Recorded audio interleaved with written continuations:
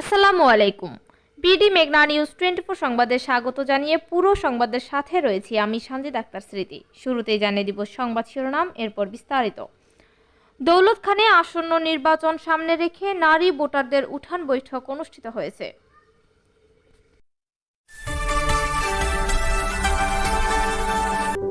BD মেঘনা news 24। শুনছিলেন সংবাদ শিরোনাম। বোলা থেকে রাসেল সবুজের তথ্যচিত্রে থাকছে বিস্তারিত। আসন্ন ত্রয়োদশ জাতীয় সংসদ নির্বাচনকে সামনে রেখে বোলার দৌলতখান উপজেলায় নারী ভোটারদের নিয়ে একটি উঠান বৈঠক অনুষ্ঠিত হয়েছে।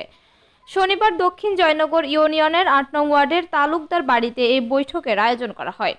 উঠান বৈঠকে সভাপতিত্ব করেন দক্ষিণ জয়নগর ইউনিয়ন বিএনপির সভাপতি মাস্টার মোহাম্মদ ফরিদ। বিশেষ অতিথি হিসেবে বক্তব্য রাখেন ঢাকা উত্তর মহানগর ছাত্র দলের সাবেক সিনিয়র যুগ্ম সাধারণ সম্পাদক মোহাম্মদ মনিরুল ইসলাম মনির। এ সময় বক্তারা বলেন, আসন্ন নির্বাচনে নারী ভোটারদের ভূমিকা অত্যন্ত গুরুত্বপূর্ণ। ভোট অধিকার প্রতিষ্ঠা ও গণতন্ত্র পুনরুদ্ধারে নারী সমাজকে সক্রিয়ভাবে অংশগ্রহণের আহ্বান জানান তারা। উক্ত উঠান বৈঠকে বিএনপি ও অঙ্গ সংগঠনের স্থানীয় নেতৃবৃন্দ সহ বিপুল সংখ্যক নারী ভোটার উপস্থিত ছিলেন।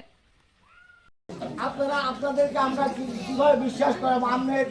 আমরা যখন বিগত সময় খালেদা জিয়া যখন প্রধানমন্ত্রী ছিল তখন উনি প্রতিশ্রুতি দিয়েছে, নির্বাচন প্রতিশ্রুতি, আমি ষষ্ঠ শ্রেণী থেকে দ্বাদশ শ্রেণী পর্যন্ত মেয়েদের শিক্ষার জন্য আমি বেতন মৌকুব করে দিব। বেতন লাগে না। বেতন কি লাগে? কোন মেয়েদের বেতন লাগে না? না, বেতন লাগে না। না, কোথাও বেতন নেয় না। সেটা যদি আপনি প্রমাণ দিতে পারেন, যদি দীর্ঘ 17 বছর সাবেক আপসীর নেত্রী দেশ নেত্রী বেগম খালেদা জিয়ার নেতৃত্বে আমরা দীর্ঘ 17টা বছর আন্দোলন সংগ্রাম করেছি। তার ফলস্বরূপ 5ই আগস্ট এই দেশ থেকে ফ্যাসিস্ট বিতাড়িত হয়েছে। আমরা স্বপ্ন দেখছি একটা নতুন বাংলাদেশ গঠন করব। দলমত নির্বিশেষে আগামী প্রজন্মের জন্য আমরা নতুন বাংলাদেশ। নারী ক্ষমতায়নের ক্ষেত্রে এই 31 দফা ব্যাপক ভূমিকা রাখছে। আপনারা জানেন, আপনারা একসময় মেয়ে ছিলেন, এখন মা হয়েছেন।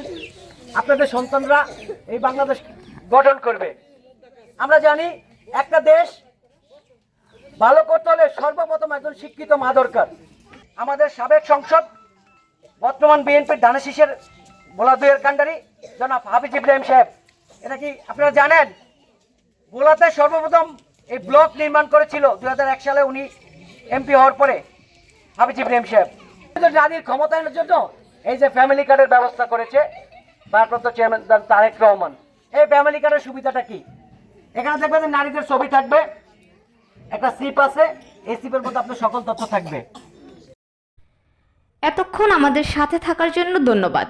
নতুন নতুন সকল ধরনের সংবাদ সবার আগে পেতে আমাদের BDMN24 পেজটি ফলো দিয়ে লাইক, কমেন্ট, শেয়ার করুন এবং বিডি মেঘনা নিউজ 24 ইউটিউব চ্যানেলটি সাবস্ক্রাইব করুন এবং ওয়েবসাইট ভিজিট করুন www.bdmeghnanews24.com। বিদায় নিচ্ছি, আল্লাহ হাফেজ।